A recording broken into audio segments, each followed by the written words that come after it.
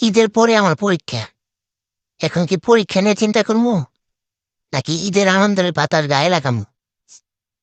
এখন যদি ঈদের আনন্দ নিয়ে ব্যস্ত থাকি, তাহলে পরীক্ষা গোলা পামো। আর ওইদিকে যদি পরীক্ষা নিয়ে চিন্তা করতে যাই, তাহলে ঈদের আনন্দ মাটি হবে। উফ, এই বয়সে এত চাপ নিলে হবে?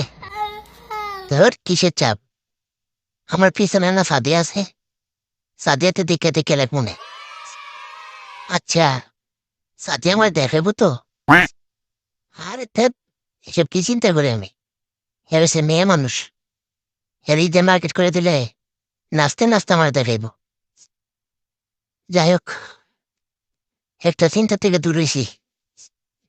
আমি এখন নিজের আনন্দ নিয়ে ব্যস্ত থাকতে হবে।